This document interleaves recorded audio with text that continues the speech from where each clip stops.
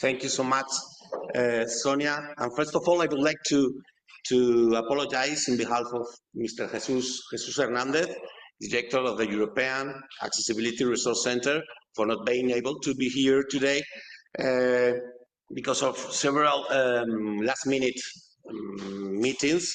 Well, important meetings because he is right now in a meeting with the Ministry of Transport in Spain, discussing different transport strategies in Spain. And tomorrow he will be meeting with the President of the European Parliament, who is visiting our headquarters in Madrid. Well, I think it was important for him to be there, and he said asked to apologize. He's not been able to be here today. So I joined the acknowledgements that Sonia has just highlighted, because for the European Accessibility Resource Center, as you know, AccessibleEU, collaboration with different entities, with the main stakeholders, is essential. It's essential for our work, as they must have accessibility in the DNA of their activity. And of course, higher education institutions are really important for us, for the European Accessibility Resource Center, but also for the European Commission, and also for the Fundación 11, which entities which we are working from several years ago. Also, thank you for all of you that are attending here on site. We hope some more attendees will be coming on site today, and those that are attending the event online, thank you so much. We are estimating we'll have around 300 or 400 attendees during all the event today. And well, I just want to briefly share with you some topics regarding what AccessibleEU or the European Accessibility Resource Center is. Most of you may have listened about AccessibleEU. Well, AccessibleEU is one of the flagship initiatives of the European Commission Strategy for Rights of Persons with Disability 2021-2030 put on work some years ago as a resource center. So we are a resource center in accessibility. We're working on I would say 5 main topics, 4 main areas, as they are built accessibility to the built environment, to the ICT, to transport, to public policies, and standardization. Okay, so we also focus in other global topics as tourism, or for example, higher education as the main topic of the event today. Which are our goals? Well, mainly is to make bigger the capacity on accessibility in different European Union countries, to help the countries to implement different legislation on accessibility. As you may know, the European Accessibility Act have some deadlines for the next year for some products and for some services that have to be accessible in a mandatory way to be in the market. So we want to help the EU state members to implement this kind of legislation on accessibility. Another main objective for the center is to create a great network of stakeholders for implementing accessibility in the European Union, and also train the professionals on accessibility and to apply this accessibility in their day-to-day activity. And how we do it? Well, from the beginning of the project in December 2022, more than 150 events have been held with more than 27,000 attendees all over Europe, but not only in Europe, also worldwide. And we expect that by the end of this year, we'll have almost 30,000 attendees within the nearby 200 events that will be held by the end of the year.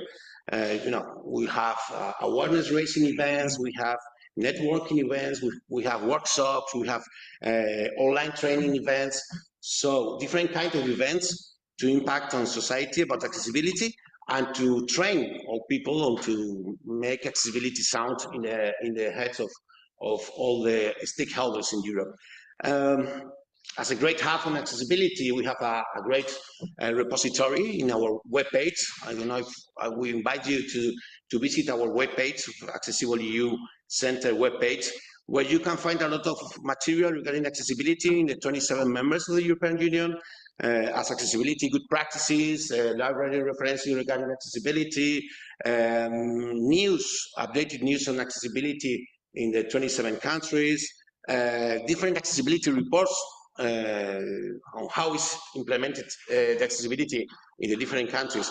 You also will be able there to find all the information on the events that are going to be held in the future, and also you will be able to find different resources developed by the AccessibleEU team, or the core team and the national experts teams all around Europe, as guidelines, studies on different topics related with latest technologies as artificial intelligence and others. So please, as I was saying, do not hesitate to visit our webpage. And if you are interested to, for example, to register in different events, you can do it through this webpage. As I was mentioning, we have right now it's open. The registration for the online training course on built environment accessibility. So we invite you to be part of this online course. So we are so delighted to have you on board of this amazing initiative that is AccessibleEU. You are part of it right now, attending this event, but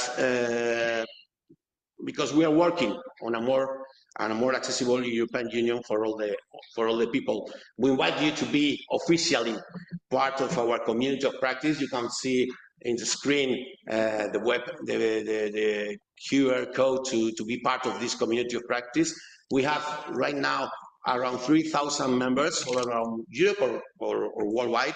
So we invite you to be there to be active participants of this community of practice.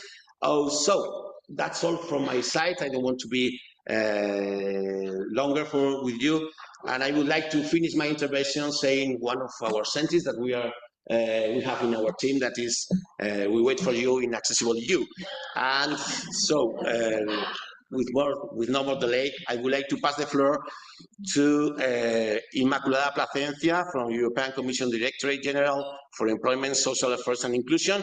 She will be attending online. So Inma, I pass you the floor. Thank you so much. Yes. Yes.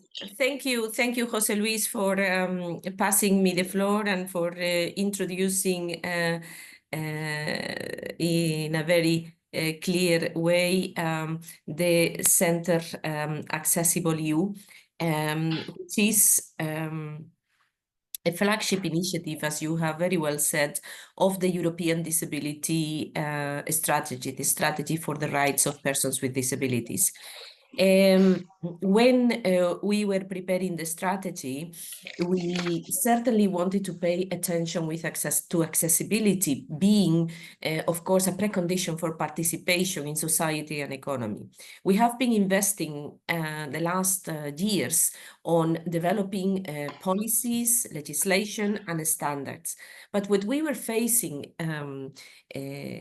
after the adoption of those legislations is that there was an issue with, sorry, my camera was not on, with implementing those accessibility provisions. We needed to have professionals that were able to understand what accessibility was about, but also having the technical skills to implement accessibility in the different areas of their profession, whether we are talking about technology, built environment, transport, but also in many other professions, access to justice, access to employment. Accessibility plays a key role there.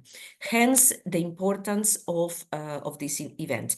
But in that situation, we decided to launch a call for tenders in which we would create this AccessibleEU Center to to support the sector, to support professionals, and to facilitate the implementation of European accessibility policies and legislation. As you know now, this tender was won by Fundación ONCE and a consortium of organizations, and that has been the creation and the starting of AccessibleEU.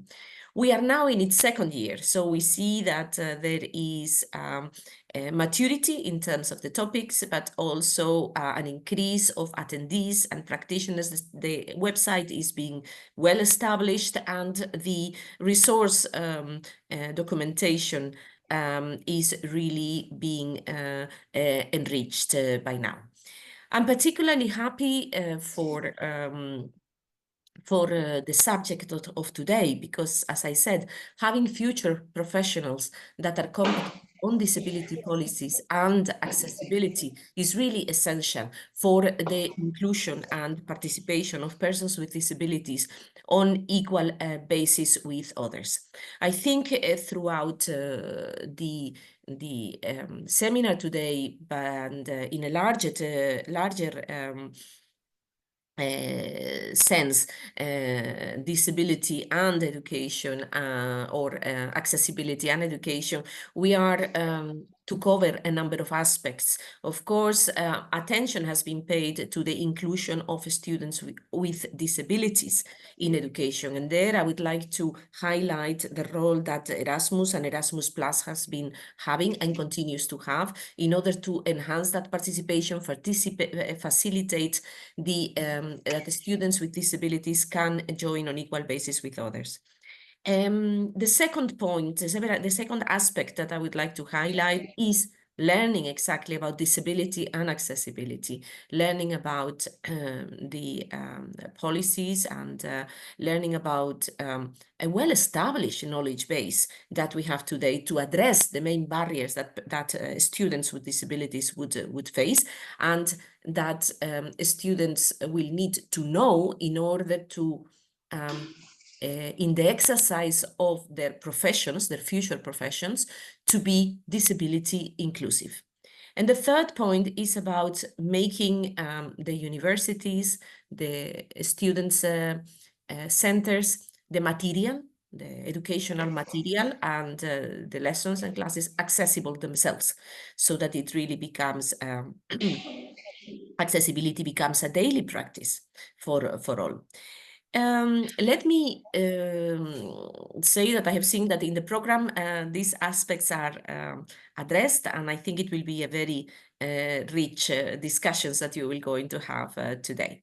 We started working on having curriculum for accessibility and design for all many years ago, and I think that it's time that it consolidates. Some of you that have been long enough in this area will remember the EDIN, European Design for All and E-Accessibility Network, that developed a curriculum on accessibility and design for all.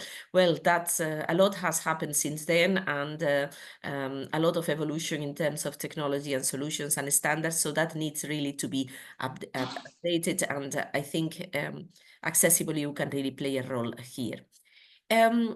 I just would like to highlight some of the legislation that we are having on accessibility.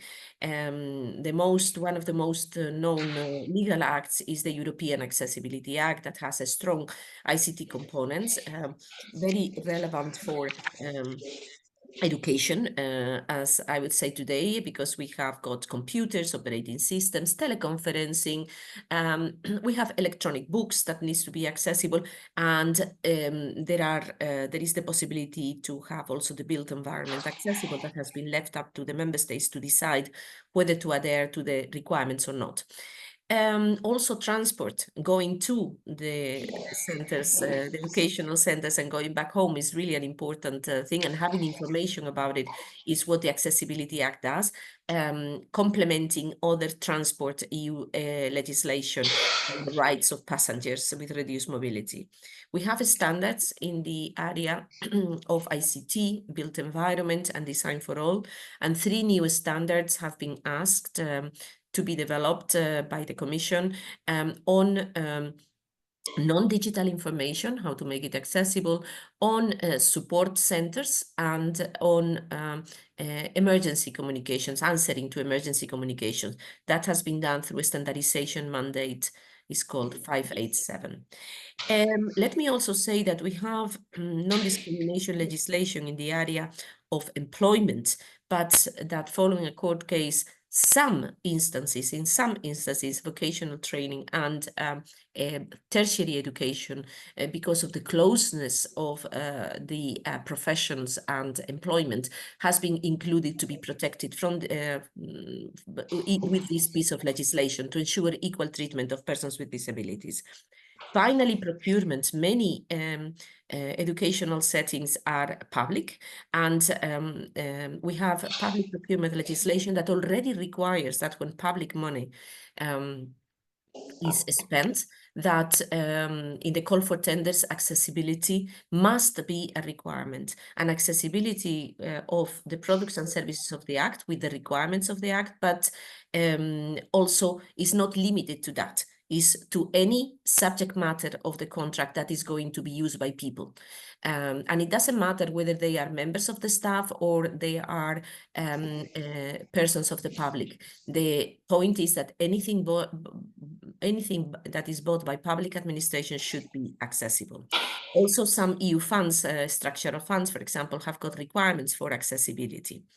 So here, once more, AccessibleEU will play a clear role to ensure that implementation. Now, let me finish by saying that we are at a very important moment now. We are waiting for the hearings of the new Commission, and we are at the mid-term of our disability strategy, that has got many objectives for the future. And soon we will be able to plan in more detail the next coming years, and see what would be the next steps for AccessibleEU. But at this moment, unfortunately, I'm not able to tell more about AccessibleEU, but I just want to thank all the members of the consortium, and to wish you a fruitful conference today, and thank you for your attention. Thank you.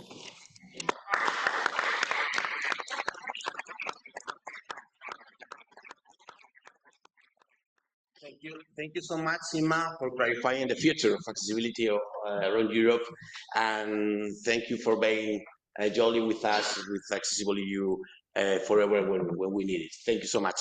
And I pass the floor right now to Ana Camanio, Vice Director for Digital Transformation and Information Management of the University of Porto. Ana? Thank you. Thank you. So good morning and welcome to the AccessibleEU project event. Professor Pedro Nobre, Dean of the Faculty of Psychology and Educational Sciences, Dr. José Luis Boro, Director of the AccessibleEU project, Dr. Immaculada Plasencia from the European Commission Directorate General for Employment, Social Affairs and Inclusion, distinguished participants in this event, ladies and gentlemen. The University of Porto is, of course, honored to host this significant event on accessibility in higher education, held here at our Faculty of Psychology and Educational Sciences. So today we join forces with key partners to advance on a crucial agenda, which is establishing and implementing a strategic European framework to dismantle the physical, technological, cultural, and institutional barriers that continue to limit the full inclusion of individuals with disabilities within academic institutions. So allow me then to express the appreciation to the AccessibleEU project for its meaningful accomplishments in this area, and in particular the Foundation ones, which has become an international benchmark for its dedication and excellence in the inclusion of people with disabilities. At University of Porto, inclusion is a central tenet embedded in our core values, including a commitment to, and I quote, abolish all internal factors that contribute to disadvantageous conditions for citizens with disabilities. This commitment is actively reflected in our institutional practices and in our community partnerships as we promote equality, inclusion, and the appreciation of diversity. Our progress in this area is led by our Inclusion Support Unit, which provides essential technical and pedagogical assistance to students with disabilities or specific educational needs, ensuring equitable access to knowledge. This central support system is complemented by services within each school, creating an accessible support network across all the university. In addition, students with special educational needs receive a dedicated status within the university, which facilitates the access to a range of specialized supports tailored to fulfill individual requirements.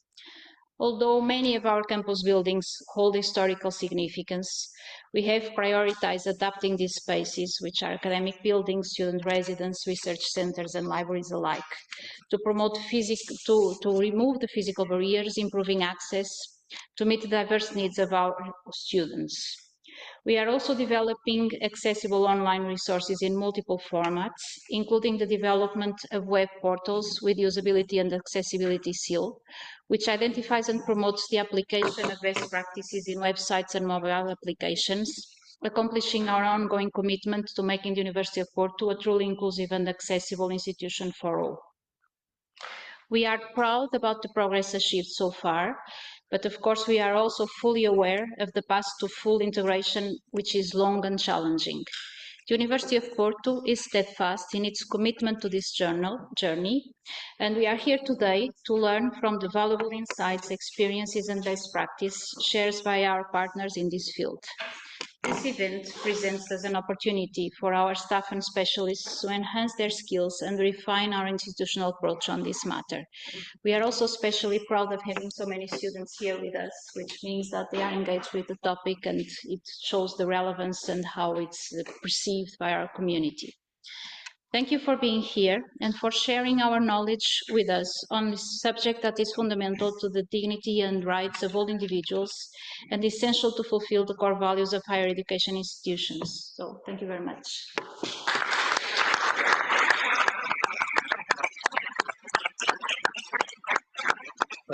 Thank you so much, Anna, for sharing with us all the work you are carrying on with in the University of Porto on accessibility and inclusion for people with disabilities.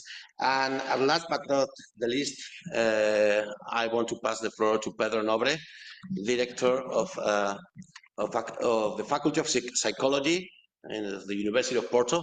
And thank you for hosting us in this wonderful building. Thank you. Thank you very much. Actually, welcome everyone. It's a pleasure as the Dean of this faculty to welcome you all. And a special thanks to actually the organizers of this very important event.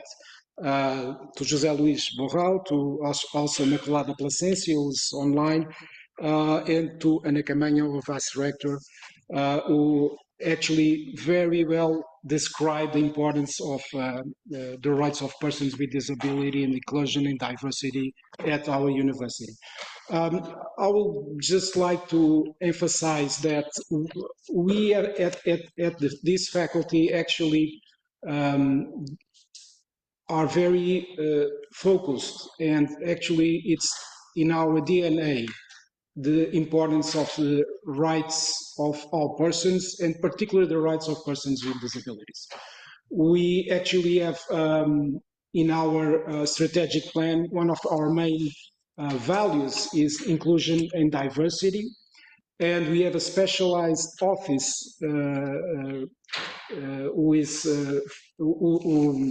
focused on inclusion, diversity, and actually making sure that we have conditions for accessibility of students, and not only students. We actually have a high number of students with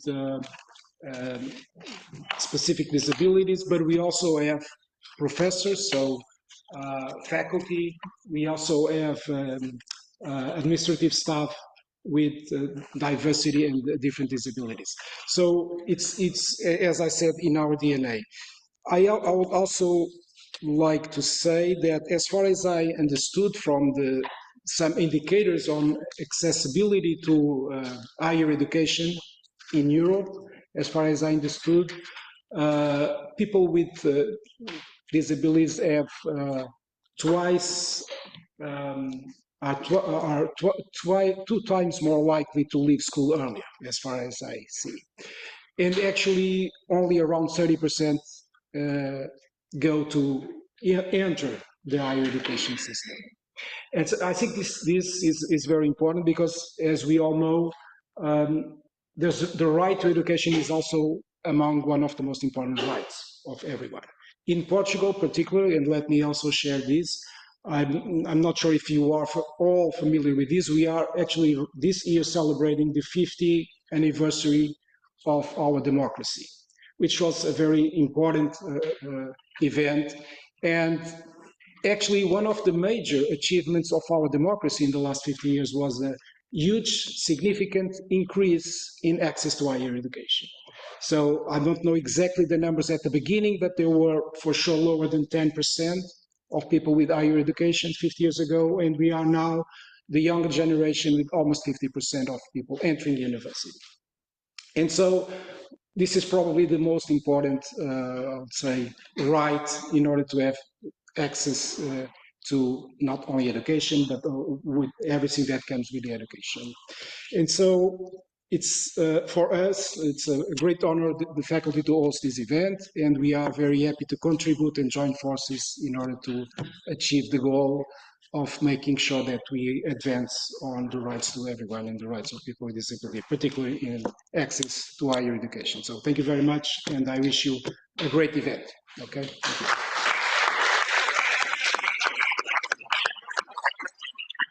Thank you so much. Thank you so much, Pedro. Thanks to all the speakers in this opening session and all the rest of the speakers that are going to be participating during all the day. Thank you especially, I forgot at the beginning, to Alice from the University of Porto. Thanks, Peter, for helping us, for supporting us, other organization that we have been carrying out since, I think, since the summer, in August. I was on holiday here, visiting the faculty. So thank you so much. Thank you so much. And well, I hope all of you enjoyed the event today and that is interesting for you. And as I said at the beginning, we wait for you in AccessibleEU. Thank you so much.